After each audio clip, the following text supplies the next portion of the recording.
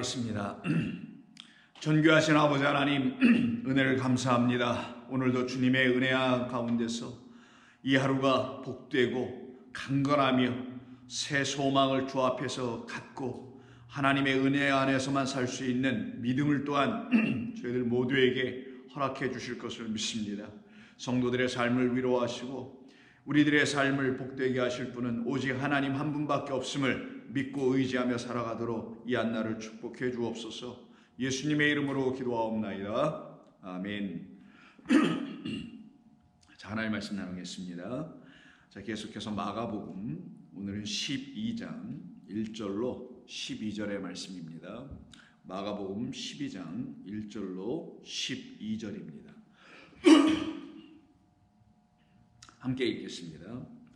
예수께서 비유로 그들에게 말씀하시되 한 사람이 포도원을 만들어 산 울타리로 두르고 즙자는 틀을 만들고 망대를 지어서 농부들에게 새로 주고 타국에 갔더니 때가 이르매 농부들에게 포도원 소출 얼마를 받으려고 한 종을 보내니 그들이 종을 잡아 심히 때리고 거저 보냈거늘 다시 다른 종을 보내니 그의 머리에 상처를 내고 능욕하였거늘 또 다른 종을 보내니 그들이 그를 죽이고 또 그 외 많은 종들도 더러는 때리고 더러는 죽인지라 이제 한 사람이 남았으니 곧 그가 사랑하는 아들이라 최후로 이를 보내며 이르되 내 아들은 존대하리라 하였더니 그 농부들이 서로 말하되 이는 상속자니 자 죽이자 그러면 그 유산이 우리 것이 되리라 하고 이에 잡아 죽여 포도원 밖에 내 던졌느니라. 포도원 주인이 어떻게 하겠느냐 와서 그 농부들을 진멸하고 포도원을 다른 사람에게 주리라. 너희가 성경에 건축자들이 버린 돌이 모퉁이의 머릿돌이 되었나니 이것은 주로 말미암아 된 것이요 우리 눈에 놀랍도다 함을 읽어보지 못하였느냐 하시니라. 그들이 예수의 이 비유가 자기들을 가리켜 말씀하신 줄 알고 잡고자 하되 무리를 두려워하여 예수를 두고 가니라. 아멘. 자, 오늘 이 본문 마가복음 12장 1절로 12절에 있는 말씀, 우리 주님께서 비유로 하신 말씀입니다. 이 비유로 하신 모든 말씀은 다 하나님 아버지의 영원하신 구원의 그 역사, 구원의 계획, 섭리를 알려주시는 그런 비유이고요. 또한 모든 비유들은 우리 주 예수 그리스도를 증거하는 것이 또 비유의 목적이기도 합니다.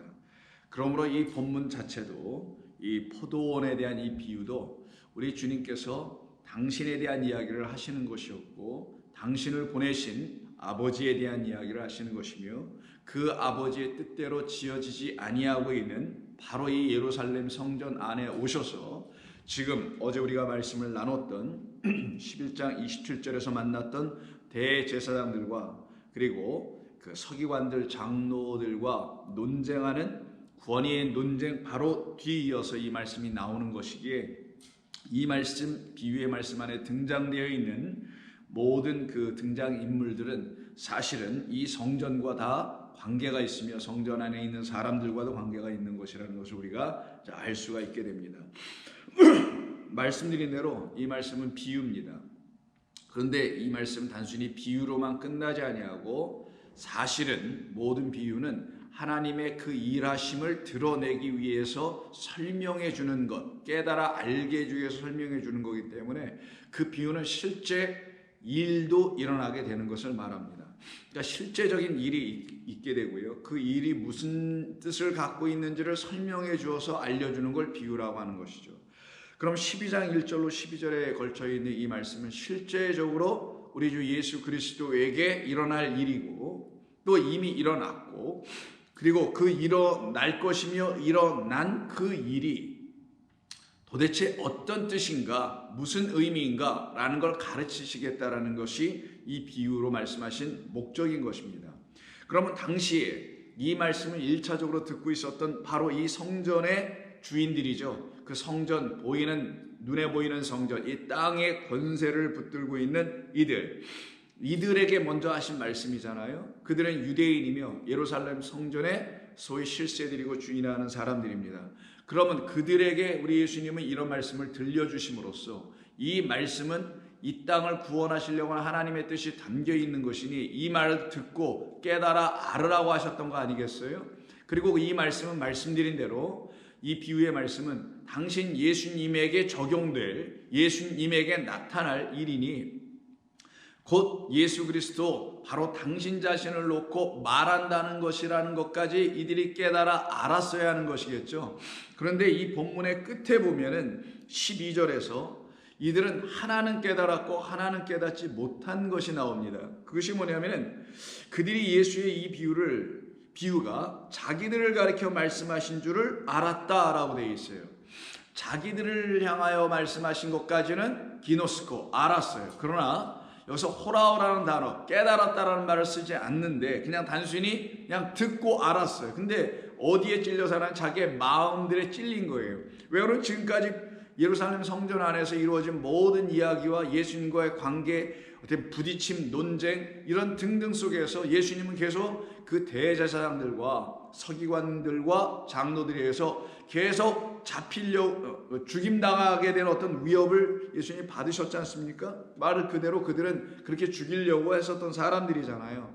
그렇다 보니까 이들은 한쪽 측면은 알았다는 거죠. 자기들이 예수님을 죽이려고 하니까 저 예수란 젊은 사람이 자기를 죽이려고 하고 있는 바로 우리들을 향하여 이런 비유로 이야기하면서 이 백성들을 무리들을 일으키려고 하나 보다. 그래서 선동하여 오히려 우리, 즉 저 예수를 죽이려고 하는 우리를 위태롭게, 공교롭게, 난처하게, 어려운 상황으로 만나게 하려고 하나 보다 라고 하는 그런 측면만 생각하고 예수님의 이 비유를 들었었기 때문에 이들은 두 가지를 다 알았어야 되는데 깨닫지 못하고 그저 자기들을 향하여 예수님이 이 비유가 자기들을 향하여 무슨 공격이나 하는 것, 자기들을 좀 난처하게 만드는 것, 자기들의 그 마음 속마음을 예수님이 다 아시고 들추어내어 모든 사람들로 알게 해준 것, 그래서 기분 나쁜 것, 마음이 상해 있는 것, 더 나아가서는 그래서 예수를 더 찾고자 하게 되는 마음만 갖게 하는 차원으로만 예수님의 이 비유를 듣고 말았던 거죠.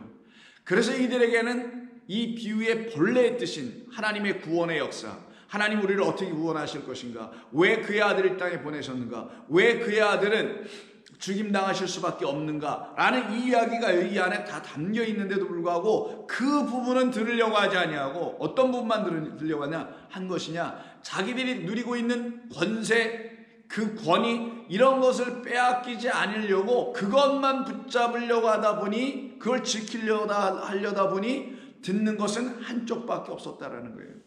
예수님은 지금 그것만을 지적하여 말씀하신 게 아니었지 않습니까? 예루살렘이라는 이 포도원을 놓고 우리 예수님께서 말씀하시려는 것은 이 온 인류를 향하신 하나님의 구원의 뜻, 그 아버지의 그 소원하심이 무엇인지, 모든 사람이 구원을 얻기를 원하시는 아버지의 뜻이 무엇인지를 이 유대인들에게 다시 가르쳐 줘서 그들로 하여금 아버지 하나님께서 원하시는 그 믿음을 갖고 그 믿음으로 구원받게 해주시려고 하는 것인데도 불구하고 그것을 거부하고 있는 사람들이라는 것을 우리가 보게 됩니다. 그럼 이 비유의 내용을 한번 좀 살펴보겠습니다. 보면은 한 사람이 포도원을 만들어 그 울타리를 치겠죠. 그리고 뭐 망대도 세우고 거기에 필요한 뭐 그 포도주를 그 즙을 만드는 틀도 다 짜놓고 했어요. 그리고는 먼 타국에 가려고 그 집으로부터 떨어진 다른 곳으로 가려고 농부들에게 그 땅을 맡겨놓고 세로 주게 됩니다. 소위 렌트를 해줘 갔다라는 거예요. 맡겼다라는 거죠. 근데 어느 날 저 때가 이르매라고 하는 2절 보니 때가 이릅니다. 그때는 무슨 뭐라고 할까, 열매를 뭐 소출을 얻을 만한 때 뭐 이런 의미로 이 본문은 1차적으로 우리에게 이해시켜 줄 수 있는 거겠죠. 이게 포도원이니까. 그런데 이게 단순히 그런 때가 아니고요.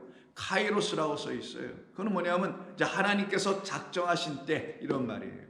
이 때 때문에 이게 단순히 포도 농사를 짓는 그런 이야기가 아니라 이게 비유라는 걸 여러분이 아시기 때문에 이 포도 농사라는 비유를 통하여 하나님께서 말씀하시는 다른 차원의 포도와 다른 차원의 포도원을 지금 말씀하시는 것이고, 그 다른 차원의 포도원과 포도를 생산해야 하는, 열매로 맺어야 하는 그 때가 이제는 이 땅에 이르렀다라는 차원으로 지금 설명해 주시는 거겠죠. 그래서 이걸 카이로스라고 쓴 거예요. 그럼 이 포도는 무엇이겠어요? 바로 예루살렘 성전 이스라엘을 말하는 것이며, 그 안에 심어주신 것은 포도나무 하나였던 것입니다. 그리고 그것을 농부인 바로 이 대제사장들과 서기관들과 장로들이와 하는 이 유대인들에게 이걸 맡긴 것이죠. 특별히 이 지도자들에게, 말씀을 맡은 자들에게 이걸 맡겨 주신 겁니다. 그래서 이제 얼마간의 소출이 있는지, 열매가 어떻게 맺혀 있는지, 그것으로 어떻게 소출을 내고 있는지 그것을 세를 얻으려고 그 주인이 자기의 종들을 보내는 얘기가 나와요. 여기서 소출을 얻는다라는 말에 우리가 좀 생각을 해봐야 됩니다. 세를 주고 갔으니까 그 세에 대한 값을 받아야 될 거 아니겠어요? 그걸 소출이라고 합니다. 그것은 뭐를 하면 여러분 달란트 비유에서 5달란트, 2달란트, 1달란트 비유 여러분 아시죠? 5달란트 비유, 2달란트 비유는 똑같이 5과 2를 내놓았었어요. 근데 1달란트를 받은 자는 내놓지 않았어요. 바로 이들이 지금 1달란트에 해당되는 사람들이라는 거예요. 하나님께서 포도원이라는 것을 지어주셨다는 겁니다. 그게 뭐냐? 하나님께서 예루살렘 성전을 주셨다는 거예요. 그 성전 안에는 하나님의 구원을 담은, 하나님의 말씀을 담은 그런 성전으로 하나님이 지어서 주셨던 것입니다. 그게 모세를 통하여, 솔로몬을 통하여 율법으로 그들에게 주셨던 겁니다. 그런데 그 율법을 가지고 이들이 내놓아야 될 것이 무엇이냐? 율법은 바로 하나님께서 우리에게 이와 같은 것을 열매 맺으라고 주신 것이군요 라고 이렇게 율법이 열매 맺어야 될 그걸 내놔야 되는데, 이걸 지금 내놓고 있지 못하는 상태. 그래서 소출에 대한 세를 받게 하려고 종을 보냈더니만 그 세는 내놓지 못하는, 그 소출을 내놓지 못하고 오히려 그 종들을 때리거나 죽이거나 하는 상태가 돼버린 것. 이게 바로 달란트 비유의 내용과 같은 거라는 겁니다. 이게 바로 악한 종이라고 하는 거예요. 하나님이 주신 것을 가지고, 성전을 가지고, 예배를 가지고, 제사를 가지고, 절기를 가지고, 그 모든 걸 다해서 하나님의 율법이라고 합니다. 율법을 가지고, 하나님 주신 율법은 우리에게 이렇게 생명을 가지라고 주신 거군요. 이 율법을 통하여서 하나님이라는 생명을 취하라고 우리에게 주신 것이군요. 그런 것으로 이들이 알지를 못하기에 때가 이르러서 종을 보냅니다. 종들이 와가지고는, 종들이 찾으려고 하는 건 뭐겠어요? 주인의 명령을 받고 왔으니 주인이 원하는 열매는 이런 건데, 이런 열매 혹은 이런 소출 당신들 갖고 있어, 그 소출과 그 열매를 내놓으시오 라고 분명히 말할 거 아니겠냐고요. 근데 이들이 내놓지를 못하는 거예요. 내놓지 못하는 상태에서 오히려 그 종을 빈손으로 돌려보내면 오히려 자기들이 해를 입을까봐 아예 그 종을 때리거나 죽이거나 하는 일이 벌어집니다. 이때 이 종들이 하는 일이 무엇이냐는 거죠. 자, 우리가 마가복음 10장을 말씀을 나눌 때요, 우리 예수님께서 10장 43절에 이런 말씀하셨던 걸 여러분 기억할 겁니다. 너희 중에는 그렇지 않을지니 너희 중에 누구든지 크고자 하는 자는 너희를 섬기는 자가 되고, 너희 중에 누구든지 으뜸이 되고자 하는 자는 모든 사람이 종이 되어야 한다. 이 말씀을 여러 번에 걸쳐서 여러분과 같이 나눴기 때문에, 이때 종이 되는 사람은 단순히 세상에서 말하는 종이 아니고 그냥 자기 자신을 의도적으로 낮춰버린 그런 종이 아니라 하나님의 생명의 말씀, 진리의 말씀을 깨달아 알게 되어 그것으로 드디어 섬길 수 있는 하나님의 나라의 일꾼, 그래서 섬기는 자가 된다고 했었죠. 그들은 우리 주님처럼 고난받는 종으로 오셔서 십자가에서 당신의 몸을 내주시기까지 우리를 대성물로 섬겨주셨던 것처럼 우리 또한 그렇게 섬겨야 한다는 것을 가르치시는 말씀으로서의 종입니다. 그럼 이 종들은 다 하나님의 종들을 말하는 거예요. 아버지 하나님의 마음을 알고, 그 소원도 알고, 그 뜻도 알고, 구원의 모든 역사하심을 알고, 그것으로 이 종들도 다 구원을 받은 사람들을 말하는 겁니다. 하나님이 보내시는 종, 여기서 주인이라는 한 사람은 하나님을 상징하는 거니까 그 하나님이 보내시는 종들은 구약 성경의 역사 속에서는 선지자들을 얘기하기도 하는 거예요. 그 선지자들을 계속 보냈는데 때로는 죽이고, 때로는 톱질해서 죽이고, 물속에 빠쳐 죽이고 등등등등 여러 가지로 죽이는 것이 이스라엘 역사 속에서 그 제사장들, 그 유대 성전, 이 포도원을 자기의 것이라고 지키고 있는 그들이 행했던 악한 일들 아니었냐고요. 그 부분을 예수님이 와서 지금 다시 언급하시는 거거든요. 왜 그들을 보냈다고요? 종들을? 그 종들이 와서 너희들이 갖고 있는 열매는 이게 잘못된 열매야. 그 율법이라는 성전을 가지고 하나님의 말씀을 가지고 너희들이 맺어야 될 열매는 우리는 이걸 가지고 불의한 열매밖에 맺을 수가 없네요. 하나님께서 주신 열매를, 이 율법을 가지고, 성전을 가지고 어떻게 그럼 소출을 내야 하는 것이냐고 이 종들에게 물어보고 주인에게 물어봤어야 되는데 그러지 아니하고 오히려 제거해버리는 일을 했다라는 것이 이 내용입니다. 6절, 이제 한 사람이 남았으니 곧 그가 사랑하는 그의 아들이다 라고 하죠. 이제 한 사람이 남았어요. 곧 그가 사랑하는 아들이라. 우리 예수님이 세례 받으실 때도 그렇고요. 그리고 또 어디서 그렇습니까? 소위 그 높은 산에 올라가셨을 때 그 모양이, 형체가 빛처럼 바뀌어지는 변화가 일어나는 일이 있었죠. 거기에서도 음성이 하늘에서 들려오고 할 때 이는 내 사랑하는 아들이야, 내가 기뻐하는 자라 라고 하시는 말씀을 여러분 아신다면 이건 다 누구를 말하는지 알 거 아니겠어요? 이거는 당신 예수 그리스도 자신을 놓고 하신 것이죠. 그가 사랑하는 아들이라. 그러니 이 사랑하는 아들과 이 한 사람이라고 하는 이 포도원의 주인은 아버지와 아들의 관계인 걸 우리가 쉽게 알 수가 있죠. 그러면서 하는 말이 최후로 이를 보내며 이르되, 내가 이 아들을 보내게 되면 그 농부들이, 세를 맡아서 하고 있는 농부들이 내 아들을 전대해 주겠지라고 하며 보낸다는 말씀을 6절에서 비유를 하십니다. 내 사랑하는 아들이라 최후로 이를 보내며 이르되 내 아들을 전대하리라 하였더니, 이때 이 최후로라는 이 말은 에스카토스입니다. 에스카토스라는 말은 바로 이 본문에서 우리가 알아야 될 것이 뭐냐면, 포도원을 지었다라는 포도원 자체가 첫 번째 프로토스라는 것이고요. 그리고 그 포도원을 하나님이 원하시는 열매를 맺게 하기 위해서 마지막 것으로 보내주시는 분, 마지막에 포도나무로 보내지는 분을 갖다 놓고 지금 말하는 것을 최후라고 우리말로 번역했지만 사실 에스카토스입니다. 처음이요 나중이라는 말씀의 의미예요. 그래서 우리 주 예수 그리스도께서 오셔서 그가 이들에 의해서 죽임 당하게 된단 말이에요. 그래서 결국은 이야기 속에서 죽임 당하심으로 마지막 완성하심을 이루실 것이라는 걸 말씀으로 지금 가르쳐 주고 계신 거예요. 그 농부들이 서로 말하되 이는 상속자니 자 죽이자, 그러면 그 유산이 우리의 것이 되리라 하고 땅의 생각, 사람의 생각으로 그 상속자니 죽여버리자라고 말을 합니다. 이에 잡아 죽여 포도원 밖에 내 던졌느니라. 포도원 주인이 이 이야기를 해줬어요. 그리고는 이 이야기를 듣고 있는 누구? 예루살렘 성전 안에 있는 좀 전에 그 바로 앞에 있었던 그 본문의 이야기인 그 대제사장들과 서기관들과 장로들, 그 땅의 권위 혹은 그 성전의 권세만 갖고 있는 자들이죠. 그들에게 지금 얘기한 거예요. 그리고 물어본 거예요. 포도원 주인이 어떻게 하겠느냐?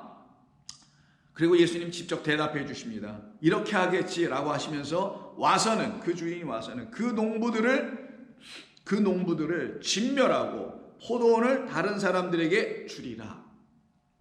포도원을 다른 사람에게 주리라 라고 하시며 그 유명한 건축자들이 버린 돌, 모퉁이 버리돌을 예수님께서 인용하시면서 말씀해 나가십니다. 그럼 여기서 우리는 잠시 한번 생각해 볼 게 있는데요. 9절에 보면은 그 포도원 주인이 그 농부들, 첫 번째 농부들을 진멸하고 그 포도원을 다른 사람들에게 준다고 되어 있어요. 포도원은 구원함을 얻게 되는 백성들이 들어가는 그 나라를 말하기도 하는 겁니다.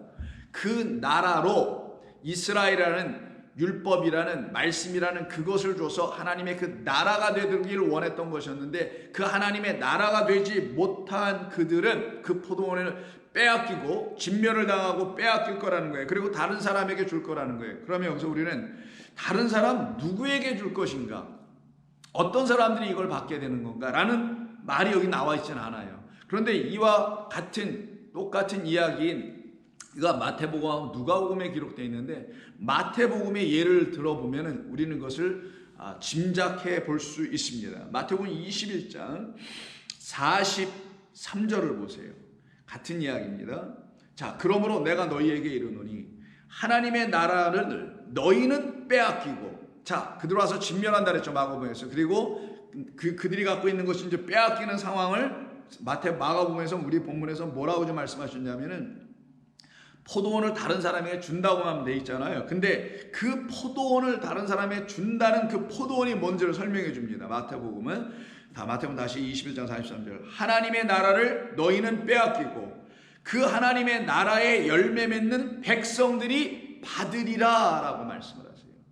그럼 여기에는 하나님의 나라의 백성, 하나님의 나라의 열매를 맺는 백성이라는 말씀이 마가복음에서 다시 등장해서 나오는 거죠. 그럼 이들이 맺는 열매가 있다라는 거잖아요. 즉 이들은 지금 맺지 못하고 있고 또 다른 사람들에게 준다고 했을 때 그들은 맺는 게 있는데 그게 뭐냐면 하나님의 나라의 열매를 맺는다고 되어 있습니다. 근데 이들은 하나님의 나라의 열매를 맺지 못했다라는 거예요. 자, 그럼 한번 정리해 보죠. 포도를 만들어서, 즉 하나님께서 율법 성전을 주셔서 그걸 이스라엘 백성들에게 맡겨놨어요. 그리고 그걸 갖고 뭘 맺어야 된다고요? 하나님의 나라의 열매를 맺어야 된다고 그랬어요. 그런데 이들은 지금 종들을 죽이고 아들까지도 죽이면서 그들이 맺지 못하고 있는 나라는 건 뭐였다고요? 하나님의 나라의 열매를 못 맺었다는 거죠. 그럼 그들은 어떤 차원의 열매를 역사 속에서 자기들의 종교, 유대 종교 안에서 자기들의 신앙 생활 안에서 어떤 차원의 열매를 계속 맺었을까요? 그들은 율법 갖고 있습니다. 제사 갖고 있어요. 자기들의 모든 전통, 유전 다 갖고 있어요. 그걸 갖고 어떤 열매를 맺을까요? 어떤 나라의 열매를 맺을까요? 그렇죠. 자기 인간 나라의 열매를 맺을 겁니다. 인간이 내세울 수 있는 최고의 가치, 최고의 아름다움, 가장 가치 있는 것, 그게 뭐겠어요? 자기의 헌신, 수고, 온전한 애씀, 이 모든 정력, 모든 것을 다 들여서 가꾸고 또 아름답게 하고 또 아름답게 하고 멋지고 아름답게 만들어내는 그런 어떤 열매들이 바로 이 하나님의 나라의 열매를 맺지 못하는 자들이 맺게 되는 땅의 열매, 인간의 열매, 인간의 수고와 행위의 열매들 아니겠냐고요. 근데 하나님의 나라의 열매라는 게 뭐예요? 하나님의 나라는 하나님이 하나님의 나라의 주인이란 말이에요. 그러면 그분께서 맺겠죠. 그래서 요한복음 15장 1절에서 아버지는 농부요 나는 참 포도나무라고 말씀하시죠. 여기서 농부들은 사람들이지만 이 땅의 세상의 나라의 농부들은 사람들이지만 아버지의 나라의 하나님의 나라의 농부는 하나님이시란 말이에요. 이 하나님께서 이 천지동산을 다 창조해서 우리에게 인간에게 주셨다라는 것은 이 모든 것이 아버지의 뜻과 아버지에 의해서 지어지고 가꾸어지고 만들어져야 될 포도원이라는 겁니다. 그런데 그것을 인간이 알지 못하고 자기들 스스로가 자기들의 지식과 지혜와 경험과 여러 가지 모든 문명까지 포함해서 그런 걸 가지고 이 땅에 하나님이 지어주신 그 하나님의 법을 무시해버리고 자기들의 생각만 가지고 뭔가를 열심을 다해서 열매를 맺고 있는 그 곳이 바로 진멸당할 수밖에 없는 곳이라는 걸 지금 예수님이 말씀해 주시는 거예요. 그러면 두 차원의 나라로 나눠지게 되잖아요. 하나님의 나라의 백성들이 될 사람들이 맺게 되는 열매가 있고, 그리고 세상 나라라는 즉 하나님이 주신 것을 가지고서도 하나님의 열매를 맺지 못하고 인간의 차원의 열매만 맺게 되는 사람들의 나라를 이렇게 나눠진다는 것을 말하죠. 그래서 일찍이 잠언을 보시게 되면요, 잠언 1장에 바로 이와 같은 사람들을 놓고 잠언 1장에서 뭐라고 하냐면, 하나님께서 이 세상을 지으시고는 이 세상이 당신에 의해서 지어졌고 당신의 뜻과 지혜와 지식과 모든 게 담겨져서 지어진 것인데 그것을 알지 못하면 여호와를 경외하는 것에서 떠나고 여호와 하나님을 두려워하는 것에서 떠나게 된다. 그러나 내 아들아, 너는 지식의 근본인 바로 여호와를 경외하는 일을 너희가 반드시 해야 한다라고 가르치는 게 저 잠언서 아니겠어요? 그런데 그와 같은 것을 알려고 하지 않는 그들에게 하나님께서는 어떻게까지 하시냐? 당신의 지혜의 영을 그들에게 부어주시기까지도 하신다고 1장 20절 이하에서 말씀하죠. 특별히 23절의 말씀을 보면은 나의 책망을 듣고 돌이키라. 보라, 내가 나의 영을 너희에게 부어주며 내 말을 너희에게 보이리라. 내가 불렀으나 너희가 듣기 싫어하였고 내가 손을 폈으나 돌아보는 자는 없었다. 그래서 하나님이 주시는 그 교훈을 들으려고 하지 아니하고 인간 스스로가 자기들의 생각과 판단으로 세상을 보고 우주를 보고 자연을 보고 천지를 보는 것의 그 수준에서 멈춰버리고, 성경 또한 율법 또한 인간의 수준과 생각에서 이걸 보고 판단하여 행동하고 행위들을 내게 하는 일에 거기에서 멈춰버려 있는 이들을 놓고 하나님께서 뭐라고 하시냐면 하나님을 아는 지식을 미워하는 자들이라고 합니다. 하나님을 아는 지식을 미워하는 자들이라고 하는 거예요. 그럼 그 결과 어떻게 돼요? 열매를 맺지 못하는 자들이 되는 것이죠. 어떤 열매예요? 인간이 수고해서 내놓는 어떤 가치, 업적, 생산한 어떤 결과, 문화, 문명, 기술 뭐 이런 것들인가요? 아닙니다. 그런 건 없어도 하나도 상관없는 거예요. 인류가 언제 이만큼의 문명을 가지고 산 적이 있었나요? 몇천 년만 전만 해도 이런 문명 없었습니다. 몇만 년만 해도 이런 거 전혀 없었어요. 그때에도 그 전에도 어느 시대에도 하나님을 아는 거에는 하나도 지장이 없었던 거예요. 하나님은 당신의 지혜로 인간이 내세울 수 있는 어떤 문명의 발달, 문화의 어떤 업적들, 성취들 이런 등등의 것이 하나도 없는 것 같은 소위 지금의 현대인들이 볼 때 미개해 보이고 과학적으로 아무런 발전이 하나도 없어서 참 불편하게 살았다고 생각하는 몇천 년 전의 사람들, 그들에게도 하나님은 하나님을 알 수 있는 지식을 다 주신 것이었죠. 근데 오히려 인간은 그 하나님을 알게 하는 그 지식을 이 모든 걸 통하여 갖지 못하고 특별히 하나님의 말씀을 통하여 가지려고 하지 않고 그저 자기들의 생각의 수준에 멈춰버려요.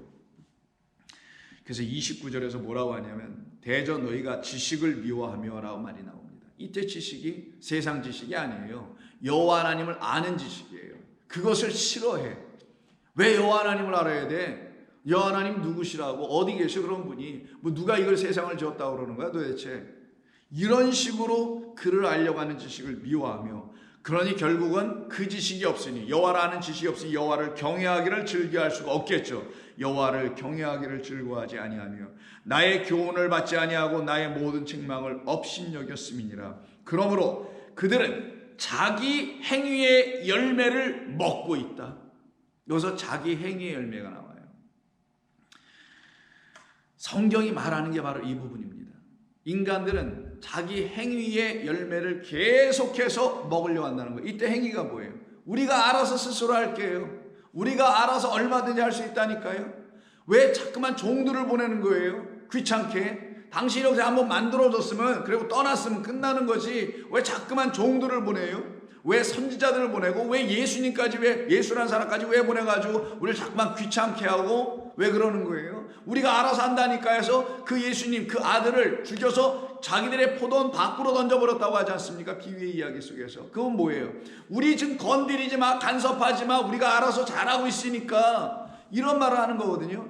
그 상황이 바로 우리가 알아서 잘 행할 테니까 잘 행해서 이 세상 아름답게 만들고 도덕적으로 가치 있는 사람들의 사회로 만들고 모든 사람 다 평등하게 만들어주고 모든 사람에게 다 그 자유, 인권 다 우리가 알아서 해줄 테니까 간섭하지 말라니까요.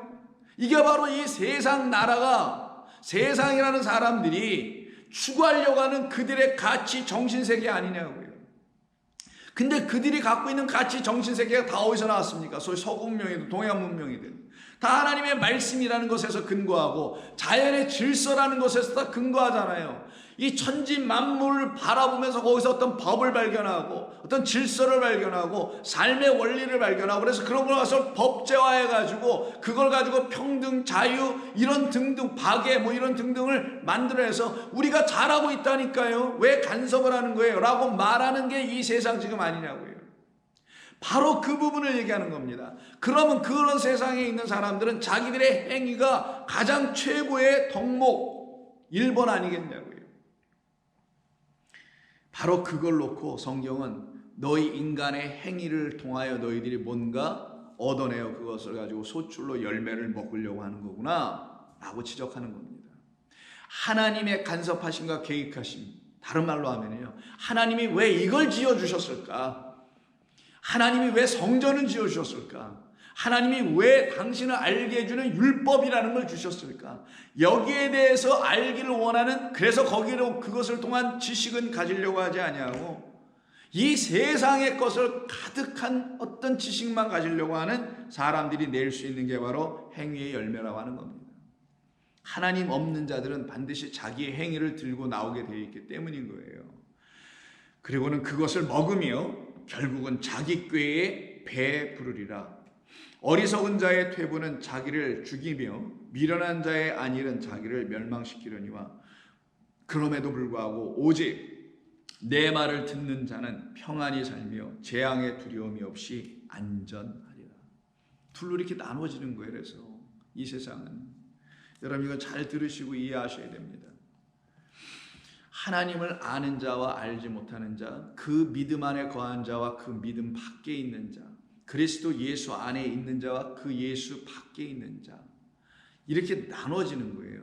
유대교와 기독교로 나누고 기독교와 이슬람교로 나누어지고 뭐 소위 교회 다니는 자와 교회 다니지 않는 타종교인과 이렇게 나누는 게 아니에요. 기독교인과 비기독교 이렇게 나누는 이야기가 아니에요. 성경 이야기는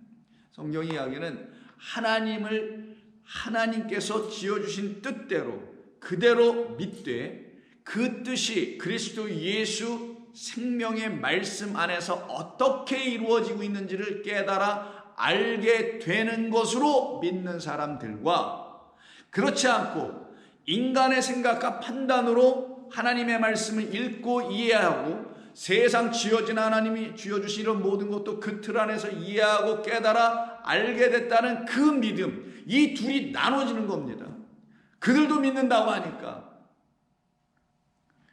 그래서 하나님께서 바로 이 잠언서를 통해서도 행위의 열매, 오늘 본문에서 바로 그 농부들이 하고 있는 것이 행위의 열매를 추구하는 자기들의 나라를 짓는 자들이었던 거예요. 이거 우리나라야, 우리 포도원이야, 여기는 행위로 가장 아름다운 행위, 가장 멋있는 행위, 가장 보기 좋은 행위를 하나님께 드리는 자, 이 땅에 또 구원하는 자, 그런 자들이 최고가 되는 그런 나라.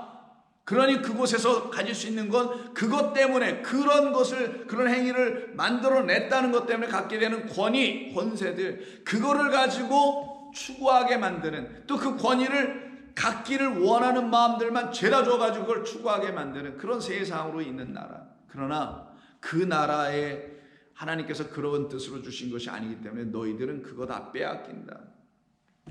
진멸당하고 빼앗기고 오직 하나님의 나라가 이루어지기를 원하는 사람들에게 그 나라, 그 포도원은 다시 주어지며 그 포도원에 심겨진 참된 포도나무, 진리의 포도나무인 진리로 오신 그리스도 예수는 그들 안에 심겨지게 될 것이며, 그때 농부들 고용하지 아니하시고 아버지께서 친히 농부가 되셔서, 하나님이 영이 여호와 영께서 친히 농부가 되셔서 그들 안으로 들어오셔서 그들에게 하나님의 나라의 열매를 먹게 해줄 것이라는 말씀을 하는 거예요.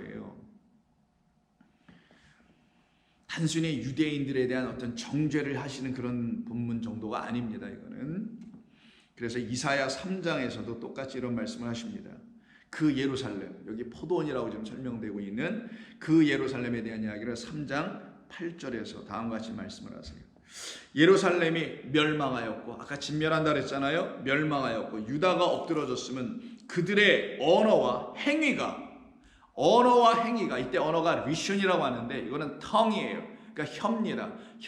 혀에서 내는 말이에요. 그냥 그들이 인간으로 말하는 말들, 하나님으로 말하는 말이 아니라 여호와의 영으로 말하는 게 아니라 인간으로 말하는 그런 언어와, 그리고 또 붙은 게 뭐예요? 그 언어 항상 명령을 하고 행동을 요구하죠. 그러니까 행위가 여호와를 거역하고 있다라는 거예요. 이게 바로 역사 속에서 계속 인간이 해온 일입니다. 이게 무슨 유대교만 그런 일을 했겠냐고요? 모든 인류가 다 그렇게 해왔던 것이었죠. 그거를 모르고 인정하지 않고 있게 하나님께서 마지막으로 때가 이름에 카이로스 때 하나님께서 당신의 아들을 사랑하는 자를 보내셔서 이 모든 걸 이제는 다 이루고 완성하시려고, 더 이상 멸망의 포도원이 되게 하지 않게 하시려고 이런 일을 행하신다는 걸 이렇게 이사야서에서 이미 말씀하는 거란 말이에요. 그래서 그 예루살렘에 있는 그들은 그들의 언어와 행위가 여호와를 오히려 거역하고 있고 그의 영광의 눈을 범하였습니다. 그들의 안색이 불리하게 증거하며 그들의 죄를 말해주고 숨기지 못함이 소돔과 같으니 그들의 영혼에 화가 있을진저 그들이 재앙을 자초라고 예전은 그러죠. 자취하였도다. 자, 너희는 의인에게 복이 있으리라 말하라. 그들은 그들의 행위의 열매를 먹을 것이요. 의인들은 의인들이 내놓을 수 있는 행위가 있어요. 그거는 뭐예요? 의인들은 자기가 의인이 아닌 걸 아는 사람이 의인이에요. 나는 불의한 자라는 걸 아는 사람들을 의인이라고 하는 겁니다. 그러니까 그 의의 아들, 하나님의 아들이 오셔야만이 나는 의로워질 수 있다는 걸 알기에 그들의 행위는 자기들의 행위를 내놓을 수가 없는 거예요. 그 의의 아들이 자기들 안에 들어오셔서 내놓는 행위의 열매를 먹을 것이라는 것을 여기서 말합니다. 그래서 두 차원의 행위가 나온다니까요. 나의 인간의 행위가 있는 행위로 어떤 열매를 계속 먹을 것이냐, 아니면 하나님이 보내신 그 아들의 행위로 그가 행하신 일로 내가 의의 열매를 먹을 것이냐, 나눠지는 거예요 이게 지금. 그래서 이들이 먹는 행위의 열매라는 건 의가 있는 복된 열매를 먹는 것을 말하는 겁니다. 그러나 악인에게는 화가 있으리니 이는 그의 손으로 행한 대로 그가 보응을 받을 것이라 라고 말합니다. 한 군데 더 볼게요. 구약에서 미가서 7장 여기 보시면은 7장에 또 이스라엘을 향하여서 하나님께서 하시는 말씀이거든요. 7장에 보면은 그 땅이란 이야기가 13절에 나옵니다. 이 그 땅은 바로 이 세상 나라를 말하는 거예요. 인간으로 역시 끊임없는 자기들의 행위를 추구하고 있는 그 세상 나라, 하나님의 나라가 아닌 그 땅은 그 주민의 행위의 열매로 말미암아 결국은 황폐해진다라고 말씀합니다. 그래서 진멸당하고 황폐해지는 일이 일어나게 되는 거예요.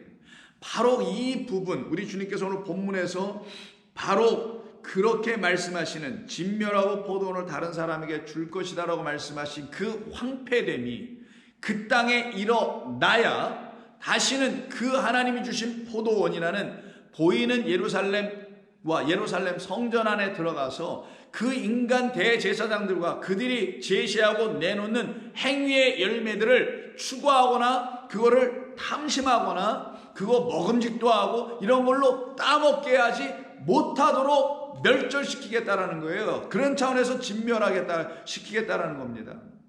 그런 차원에서의 심판을 말하는 거예요. 성경에서의 심판은 저 악한 놈들은 싹 죽일 거야라는 그런 세상이 말하는 선악의 심판이 아니라 하나님이 하시는 심판은 악한 열매를 맺고 있는 그 하나님의 뜻으로 온전히 그 일을 못 해내고 있는 그것을 완전히 제거해버리는 것 심판이라고 하는 거예요. 그리고는 그 황무한 땅에 다시 어떻게 해요? 우미 돋게 하죠. 싹이 나오게 하죠. 누구로? 하나님이 보내신 그 여호와의 영으로 이 땅에 오신 하나님의 아들로 다시 싹이 일어나오게 만드는, 그래서 새로운 포도원을 주시는 것, 그들에게 나타나는 게 하나님의 나라인 겁니다. 그래서 로마서 9장을 보게 되면은 바울이 로마서 9장에서 유대인과 이방인에 대한 얘기를 하는 거잖아요. 왜 구원이 왜 유대인에게서 시작된 것 같은데 왜 유대인에게서 나타나지 않고 구원의 열매가, 역사가 왜 이방인들에게 자꾸만 나타나는 거예요? 그 이유는 여기 본문 오늘 12장 오늘 본문 9절에서 말씀하신 것처럼 그 포도원을 다른 사람에게 주신다고 했잖아요. 그 일 때문에 그런 거거든요. 그것을 놓고 바울은 다음과 같이 9장 30절 로마서 9장 30절에서 이렇게 얘기합니다. 그런즉 우리가 무슨 말을 하리요? 의를 따르지 아니한 이방인들이 의를 얻었으니, 의가 뭔지도 모르는 의를 그래서 따를 수도 없었던 그들은 오히려 의를 얻었다. 의의 백성이 되었다라는 거예요. 그 이유는 곧 믿음에서 난 의이다. 그러니 그들이 갖고 있는 의는 믿음에서 난 의라고 말하니 그들이 믿음으로 갖게 된 의라는 거잖아요. 그런데 의의 법을 따라간, 의를 가르치기 위해서 율법이라는 법을 줬는데 그래서 그 율법을 쫓아갔어. 율법을 추구했어. 이거 디오크니까 뭘 추구하는 거예요. 애를 쓰고 추구를 해봤어. 의를 얻어보려고 이 법으로. 그랬는데 의의 법을 따라간 이스라엘, 바로 이 첫 번째 포도원에 거했던 이 사람들은 그 율법이 요구하는 것에 그 의에는 이르지 못하였으니 어찌 그렇게 된 것이냐? 32절 어찌 그러하냐? 이는 그들이 믿음을 의지하지 않았기 때문이다. 그러면 율법을 주신 이유는 뭐라고요? 행위로 하라는 게 아니라 이 모든 일들은 믿음으로 말미암아 다 이루어질 것이다. 믿는 자들 안에서 다 이루실 것이다. 예수 그리스도를 믿는 자들 안에서 이루게 하실 것이다. 예수 그리스도로 믿는 사람들 안에서 이 모든 율법은 의로운 말씀으로 다 의의 열매를 맺게 해줄 것이다 라고 한 것인데, 이들은 그냥 의를 얻기 위해서 율법을 행위로 추구하는, 쫓아만 간 사람들이었다는 걸 말하는 겁니다. 어찌하여 그러냐? 이는 그들이, 유대인들이 믿음을 의지하지 않고 행위를 의지하였기 때문이라 라고 하잖아요. 믿음은 곧 누구예요? 믿음의 주요 온전케 하시는 예수입니다. 예수는 누구예요? 하나님의 아들이에요. 하나님의 아들 예수는 또 누구십니까? 율법이 약속해 놓은 씨예요. 율법이 우리에게 약속해 준, 우리에게 진짜 믿음을 주러 오실 그 분이에요. 이분을 여호와의 영이라고 하는 겁니다. 그 믿음으로 우리에게 오셔서 우리에게 참된 믿음을 갖게 해줌으로, 당신이 다 이루셨다라는 그 믿음을 갖게 해줌으로 우리로 하여금 어떤 행위를 더 이상 할 필요가 없다라는, 해서도 안 된다라는, 행위는 자랑이나 일삼게 하고 교만하게만 하니까 하게 못할 뿐만 아니라 당신이 다 이루어진 그 행위, 십자가의 놀라운 은혜의 행위로 말미암아 우리는 긍휼을 입은 자로 만들어 놓으시겠다라는 하나님의 이 구원의 놀라운 사랑의 이야기, 이 사랑받기를 거부하는 게 곧 믿음 갖기를 거부하는 거예요. 믿음을 의지하지 않는 것과 같은 거거든요. 그래서 결국 어떻게 된답니까? 결국 행위를 의지하였기 때문이라, 행위를 의지함이라. 그래서 부딪힐 돌에 부딪혔느니라. 여기서 부딪힐 돌이 누구예요? 그리스도 예수님을 말하는 거예요. 하나님께서 그를 돌로 주셨다라는 거예요. 원석, 그냥 못생기고 이상하게 생긴, 어디 갖다 놓기도 좀 그렇고 쓸모도 없어 보이는, 그냥 둥글둥글 막 뾰족뾰족 튀어나와 보이는 그런 돌, 거기에 사람들이 어떻게 해요? 아, 왜 저런 돌이 있는 거야? 눈에 거칠게, 눈에 그 거스리게 빨리 갖다 치워. 이걸 갖다가 부딪힌다는 거예요. 거기 가서. 그래서 그 부딪힐 돌에 부딪혔게 된 것이라. 기록된 바, 보라 내가 걸림돌과 거치는 바위를 시온에 두노니. 시온산, 바로 여기에 예수님이 그래서 오신 거예요. 누구로? 대제사장과 서기관과 율법사들과 바리새인들이 보기에는 정말 그들을 태클 걸고 들어오는, 그래서 그들의 발을 걸어서 걸려 넘어뜨리게 하는 아주 껄끄러운, 귀찮은 이런 존재처럼 보이는 분으로 우리 예수님은 이곳에 오셔서 말씀도 하시고 일하시지 않습니까? 보라 내가 그래서 걸림돌과 거치는 바위인 예수를 시온에 두노니 그를 믿는 자는 부끄러움을 당하지 아니하리라. 그런데 그를 믿지 않은 사람들은 말 그대로 부끄러움을 당할 수밖에 없게 되겠죠. 그래서 이 본문을 인용하는 것은 지금 바울이 33절에서 시편 118편을 인용하는 것이거든요. 시편 188편이 아니라 이사야 28장을 인용합니다. 한번 가서 볼까요? 이사야 28장 14절 이하인데 한번 보겠습니다. 이러므로 예루살렘에서 이 백성을 다스리는 너희 오만한 자여, 여호와의 말씀을 들을지어다. 이 대제사장들과 이런 권위 있는 자들, 다스리는 자들 있잖아요. 그들에게 말씀하시는 거예요. 너희가 말하기를 우리는 사망과 언약하였고 스올과 맹약하였은즉 넘치는 재앙이 밀려올지라도 우리에게 미치지 못하리니 우리는 거짓을 우리의 피난처로 삼았고 허위 아래 우리를 숨겼음이라 하는도다. 이들이 이렇게 말하지 않았겠죠. 근데 선지자 이사야가 그들의 실제 영적 상태가 이렇다라는 걸 그들에게 직접적으로 말씀하고 있는 거거든요. 너희는 하나님과 언약을 맺지 못하고 사망과 언약을 맺었고 스올, 지옥과 언약을, 맹약을 맺고 있잖아. 그리고 그러니 너희들에게 나오는 건 전부 다 거짓밖에 없지 않냐, 이걸 얘기하는 거예요. 그러므로 주 여호와께서 이같이 이르시되 보라 내가 한 돌을 시온에 두어 기초를 삼았노니 곧 시험한 돌이요 귀하고 견고한 기초돌이라 그것을 믿는 이는 다급하게 되지 아니하리라. 이 본문을 지금 바울이 로마서 9장 33절에서 인용한 거란 말이에요. 무슨 돌이합니까? 시험한 돌이에요. 우리를 시험하는 돌이에요. 내가 갖고 있는 말이 진짜인지 아닌지 예수님이 와가지고 시험했다라는 거예요. 누구에게? 이 안에 예루살렘 성전 안에 있는 자들에게. 동시에 우리들에게도 예수님의 말씀이 어떻게 한다고요? 시험한다는 거예요. 내가 갖고 있는 그 말이 그 혀의 말이 내가 갖고 있는 내 입에 내 혀에서 나오는 말과 같으냐? 내가 아는 말과 내가 아는 말이 같으냐? 내가 아는 아버지와 내가 아는 하나님이 같으냐? 그걸 시험하는 돌이라는 거예요. 그게 예수님을 말하는 겁니다. 그걸 두시겠다고 하셨던 것이 이사야서의 예언이었던 거죠.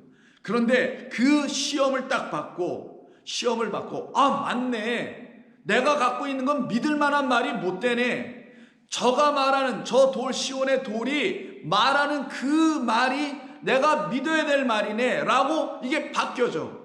어떻게 그가 무슨 말을 했길래 이렇게 바뀌어졌을까요? 그가 어떻게 얘기하냐면, 내가 갖고 있는 말은 율법인데 그 율법은 너희들에게 계명으로 명령해서 무슨 행위를 자꾸만 요구하지. 근데 그 행위가 너를 평안케 했었니? 그 행위가 너를 안전케 하니?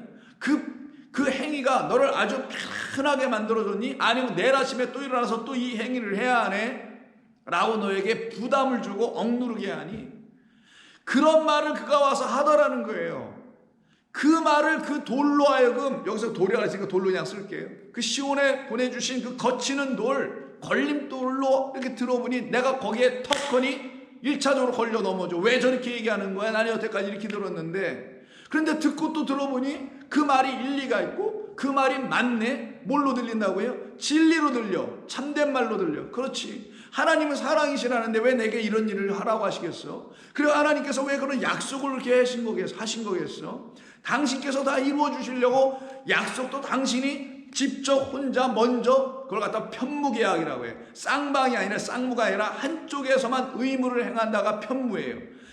내가 편무계약을 했지 않느냐라고 이 구약 전체가 말하고 있었네. 그렇지. 책임은 당신께서 지신다는 거지 내게 있는 게 아니었지. 근데 이 유대 제사장들과 이 지도자들이 우리에게 이게 거짓된 말로 허위로, 그래서 위에 뭐라 그래?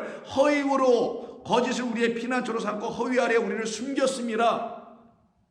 이런 식으로 우리라는 백성들이 이렇게 거짓되게 만들고 허위되게 만들었네. 그래서 우리가 드러난 자가 아니라 숨겨진 자, 어둠 속에서 갇혀 숨겨진 자가 되었었네. 그러니 저 사람의 말, 저 돌의 말이 맞네. 내가 저 돌에 걸려 넘어갈 것이 아니라 저 돌이 말하는 말을 내가 믿어야 되겠구나. 믿을 수밖에 없네. 믿겨지네. 반드시 믿어야 되겠네. 무엇을? 하나님이 약속하신 대로 당신이 이루시기 위해서 당신의 아들까지 우리에게 보내주셔서 우리의 행위를 요구하는 게 아니라 그가 십자가에서 하나님의 의를 드러내는 죽으심, 하늘의 미랄이 땅에 떨어짐의 그 행위, 그 죽으심의 행위로 말미암아 내가 의의 열매를, 하나님의 나라의 열매를 먹을 수 있고 맺힐 수 있는 자가 될 수 있는 거구나. 난 이것을 믿을래 라고 하는 사람들은 16절에서 뭐라고 합니까? 그것을 믿는 이는 다급하게 되지 아니한다. 마음에 평안이 있어요. 급할 게 없어요. 두려울 것도 없어요. 염려할 게 없어요. 바로 이 상태로 하나님께서 만들어 주시겠다고 약속하여 주신 것인데도 불구하고 그거를 알기를 원하지 않는 자들은 거기서 계속 머물러 죽을 것이나, 그러나 그 안으로 나오는 자들은 살아날 것이다. 그래서 같은 이사야 32장을 보시게 되면요, 32장 12절 이하에 포도나무에 대한 이야기를 또 합니다. 그들은 좋은 밭으로 인하여 열매 많은 포도나무로 인하여 가슴을 치게 될 것이다. 이게 뭐예요? 자기들이 열심을 다해서 무슨 열매는 많이 맺어놨어요. 이게 행위의 열매들로 포도들을 막 아주 그냥 풍성하게 탐스럽게 만들어놨다라는 거예요. 지어놨다라는 거예요. 그러나 그 행위의 열매 때문에 가슴을 치게 될 것이다. 내 백성의 땅에 가시와 찔레, 율법이 만들어놓은 열매라는 거, 이게 바로 행위의 열매. 율법이 상징하는 가시와 찔레가 나며 희락의 성읍 기뻐하는 모든 집에 전부 다 나게 할 것이다. 그래서 기쁨이 사라지고 희락이 없어져. 대저 궁전이 폐한바되며 인구 많던 성읍이 적막하며 라고 하죠. 그러나 마침내 오늘 본문에선 때가 이름에 그 종들을 보내시죠. 때가 이른 것처럼 마침내 위에서부터 영을 우리에게 부어주시니, 때가 이름에 여호와의 영이 우리에게 오시니, 누가? 그리스도로 우리에게 하나님의 영이 오시니, 그리스도를 통하여 우리에게 요엘이 가르쳐주고 모든 선지자들이 말씀해 놓으셨던 그 여호와의 영이 우리에게 임하게 되니, 그래서 선지자들 종으로 보냈다는 게 오늘 본문의 비유의 이야기인 거예요. 마침내 위에서부터 영을 우리에게 부어주리니, 그 영이 와야 율법이 드디어 영으로 이해된단 말이에요. 하늘의 말씀으로, 하나님 나라의 말씀으로, 열매로 이해된단 말이에요. 영을 우리에게 부어주리니 광야가 아름다운 밭이 되며 아름다운 밭을 숲으로 여기게 되리라. 이때 어떤 일이 일어나냐? 그때 정의가 광야에 거하며 공의가 아름다운 밭에 거하리니 의의 열매, 공의의 열매는 반드시 맺혀지는데 그 맺혀진 걸 보니 이렇게 써 있어요. 화평이요 공의의 결과는 영원한 평안과 안전이니라. 이게 바로 의의 열매, 의의 하나님께서 당신의 의의 아들을 보내셔서 맺게 하신 결과는 우리 안에 맺혀질 뭐라고요? 평안, 하나님과의 화목, 화평, 이 안전함, 두려움 없음, 사랑받음, 이것을 우리 하나님께서 우리에게 주시려고 하신 것이었는데 너희들이 그것을 버리고 땅의 것을 추구하고 거짓된 자들의 그 포도원 안에서 여전히 뭔가를 열매를 가지려고 하고 있구나. 이것을 알지 못하는 자를 지혜롭지 못한 우둔한 자라고 하는 것이며 지혜롭고 총명이 있는 자는 그것을 깨달아 알게 되는 것이에요. 그래서 야고보서 3장 15절에 이런 말씀을 합니다. 14절부터 볼까요? 그러나 너희 마음속에 독한 시기와 다툼이 있으면 자랑하지 말라. 진리를 거슬러 거짓말하지 말라.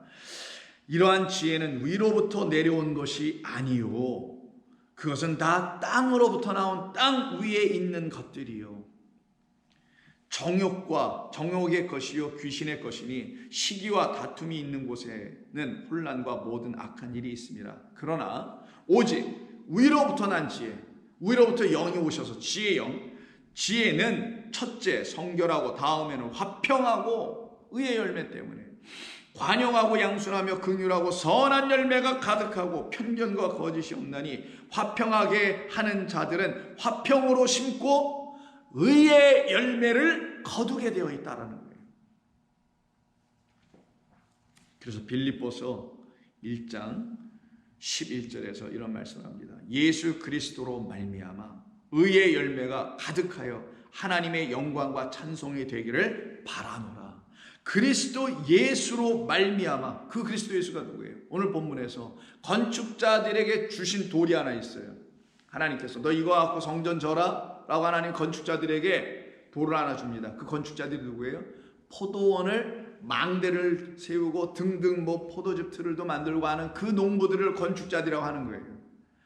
하나님께서 하나님의 말씀을 이렇게 맡겨주신, 그래서 그 말씀을 맡은, 율법을 맡은, 성전을 맡은 사람들을 갖다가 말하는 겁니다. 그들을 건축자들이라고 하는데 그 건축자들이 하나님 뭘 주세요? 그냥 돌을 하나 이렇게 주세요. 이 돌 가지고 뭐 하라? 성전 져, 내가 거할 처소를 지어라, 내가 거할 거룩한 성전을 지어라 라고 돌을 하나 주셨더니만 이 건축자들이, 농부들이 하는 일이 뭐냐?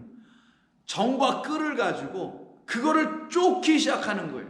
왜? 자기들의 마음과 생각으로 딱 그 돌을 보니 이리 삐뚤 저리 삐뚤. 여러분 산속에 있는 뭐 냇가에 있는 강가에 있는 돌 한번 보세요. 그 돌 갖다가 건물을 지려고 한다면 저걸 갖고 어떻게 지어야지? 여러분이 생각하는 어떤 반듯하고 멋진 건물들은 딱 각이 있잖아요. 이렇게 직각, 삼각. 그래서 모든 건물은 사각과 삼각으로 이루어진단 말이에요. 사각과 삼각이라는 걸 만들어내려면은 쪼아서 반듯하게 같은 규격의 돌들로 만들어져야 된단 말이에요. 그게 바로 이 세상 나라로 집을 지으려고 하는 사람들이란 말이에요. 뭘 가지고? 하나님이 주신 그 재료, 돌을 가지고. 하나님이 주신 재료, 돌은 뭐예요? 이 말씀이라는 것. 이 말씀을 가지고 뭘 집을 짓는데 자기들의 생각으로 정과 끈을 가지고 쪼아. 그래서 어떻게 해요? 이렇게 만들고 이렇게 만들고 만들어내요. 왜? 자기들의 눈에 볼 때는 걸림돌이거든 그게. 왜 저렇게 생긴 거야? 자기 눈에 걸려버려. 저러면 안 되지. 반듯해야지. 네모 반듯해야지. 뭐 이런 식으로 잘라내는 게 건축자들이 하는 일들이었다라는 거예요. 그 건축자들에 의해서 잘라져 나가버려. 원래 그대로 그냥 그걸 갖고 지어야 되는데 그러면 이거 갖고 제대로 지을 수 있어요? 못 짓잖아. 사실은 높이 쌀 수도 없고. 그래서 제대로 쌀 때는 찌지 말고 정으로 돌로 망치로 찌지 말고 그냥 지어라 세워라 하지 않습니까? 근데 이들은 쪼아서 멋지고 아름다운 권위 있어 보이는, 권세가 흘러 넘치는 거룩하다고 소위 말하는 그런 성전들을 지고 있다는 거예요. 그러나 하나님은 아니야, 그냥 내가 준 것으로 해. 그럼 질문을 해야 돼요. 이거 갖고 어떻게 져야 합니까, 하나님? 이런 돌 갖고 어떻게 져라는 거야, 저희들 보고. 그러면 그때 하나님께서, 그러냐?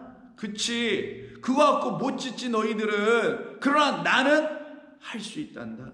너희 사람으로는 그 돌 갖고 아무것도 짓지 못하지만 나는 할 수 있단다. 근데 그 돌 갖고 뭐를 한다고 하면 그 돌 위에 너희들이 떨어지게 되고, 그 돌이 또 너희들 머리 위에 떨어지는 일밖에 하는 게 없어. 너희들은 그 돌 때문에 죽어, 걸려 넘어져. 그러나 이 돌을 가만히 놔둬라. 걔네 건드리지 말고. 그리고 너희들은 나한테 이렇게 말해야지. 하나님, 이 돌 가지고 우리가 뭘 어떻게 져야 됩니까? 질 수 있는 게 아무것도 없는데요. 하나님의 집을 어떻게 지라는 건가요?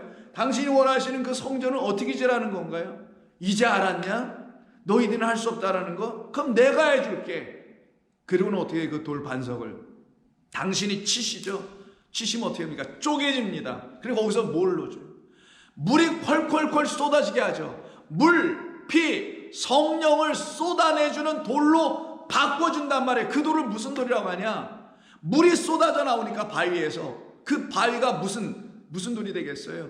살아있는 생명의 돌이 되죠. 왜? 물을 내주니, 사람들을 살려내는 물을 내주니 그 돌을 갖다가 산돌이라고 하는 거예요.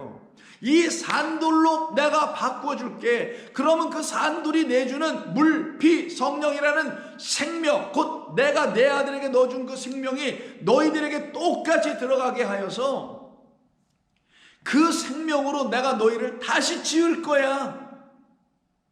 그래서 우리는 예수 그리스도라는 반석 위에 세워질 집들인 거예요.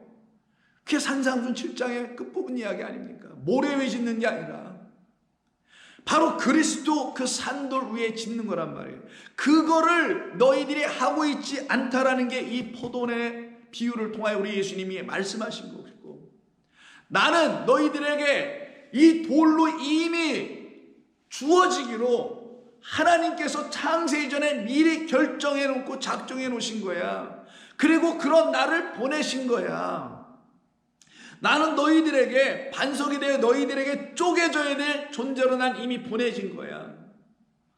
그거를 너희가 알면 어서 오시옵소서. 하나님의 뜻대로 그렇게 된다고 하셨으니 하나님의 뜻을 우리 인간이 어떻게 막을 수 있습니까? 어떻게 뒤틀어 볼 수 있겠습니까? 그럴 수 없으니 하나님의 뜻대로, 그럼 당신은 어서 내게 오시옵소서.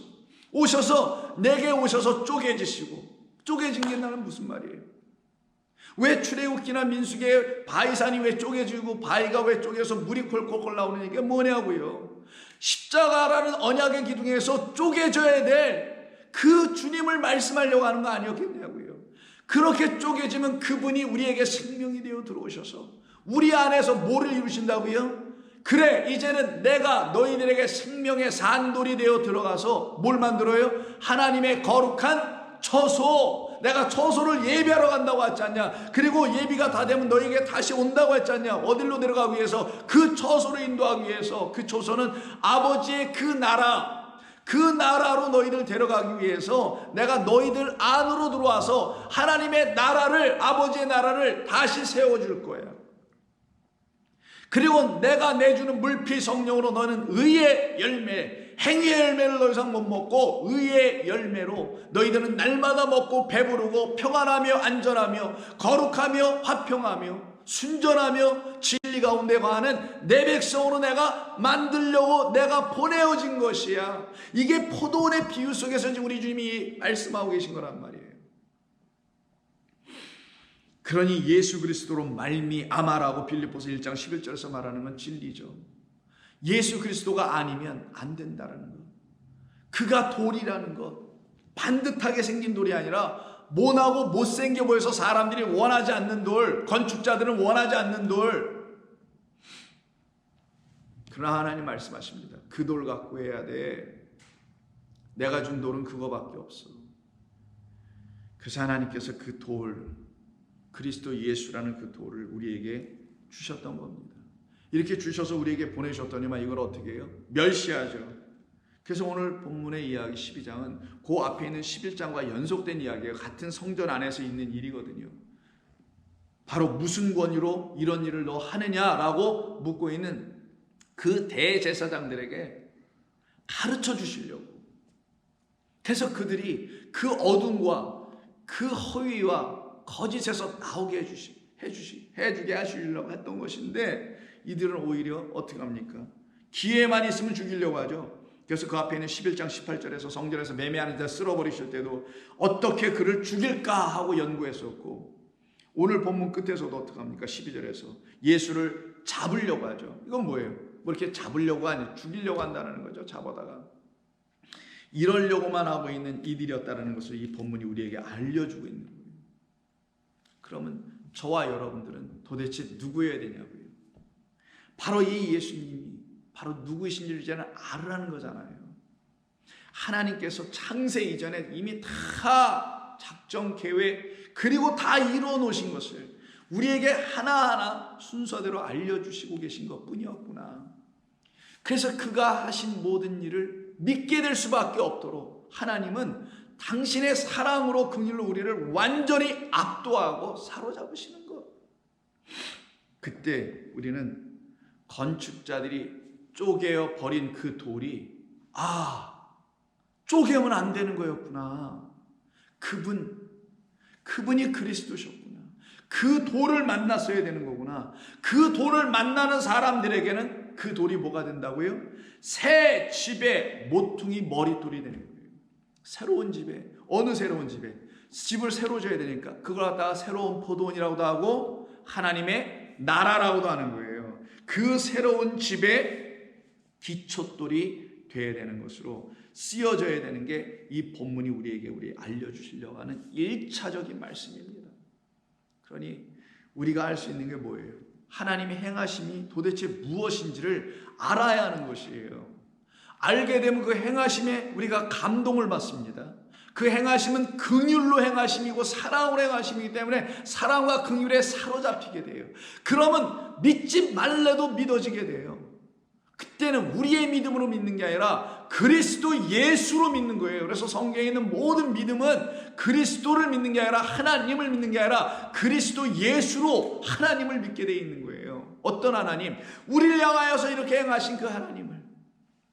근데 우리가 무지하여 우리가 끌과 정을 가지고 계속 쪼아대며 내가 원하는 어떤 성전으로 지어주려고 건축을 하고 있었던 게 바로 나 자신이었구나 라는 걸 깨달을 때 드디어 망치도 버리고 정도 버리고 다 버리고 하나님 앞에서 빈손 들고 나아가는 겁니다.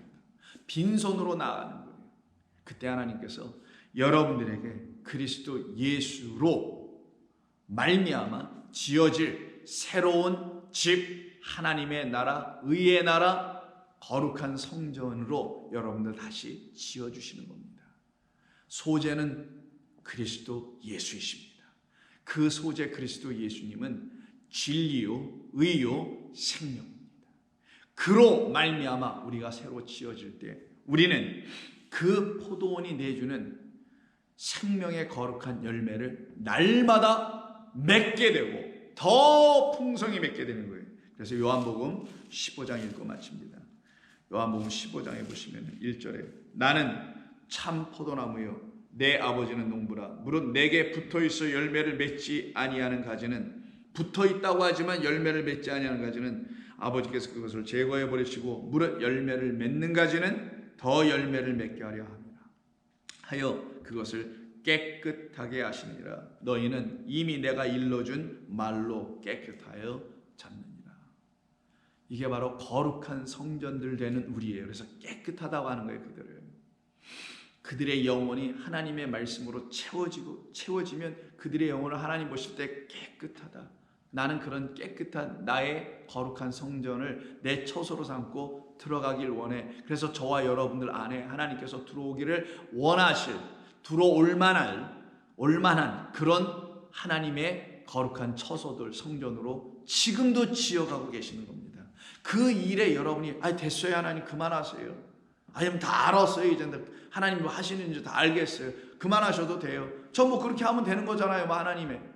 이러는 사람 되지 마시고, 하나님, 저를 당신이 보시기에 가장 아름답고, 당신이 보시기에 가장 화려하고, 당신이 보시기에 가장 멋진 그런 성전으로 이왕 져주실 거, 이 세상엔 있지도 않은, 이 세상은 지을 수도 없는, 그러나 하나님만이 지을 수 있는 하늘에서 내려오는 새 예루살렘, 그 거룩한 성으로 저를 지어주셔서 제 안에 하나님이 빛이 되시고 어린 양이 등불이 되셔서 거기에는 밤도 없고 문 닫을 필요도 없는 그런 거룩한 아주 안전한 영혼이 되게 해 주시옵소서 라고 여러분 기도해야 되는 겁니다. 하나님 감사합니다. 오늘도 저희들에게 주신 이 포도원의 비유를 통해서 우리 주님이 누구이신지를, 왜 이 땅에 보내심을 받고 오셔야만 했는지를 다시 한번 듣게 해주시니 감사합니다. 주님, 저희들을 향하여 하실 주님의 모든 거룩한 일들을 하루속히 다 이루어 주시어서 우리로 하루속히 평안과 안전과 화평 가운데 거하는 의의 열매를 매일매일 생명강가에서 취할 수 있는 종들이 되게 하여 주시옵소서. 예수님의 이름으로 기도하옵나이다. 아멘.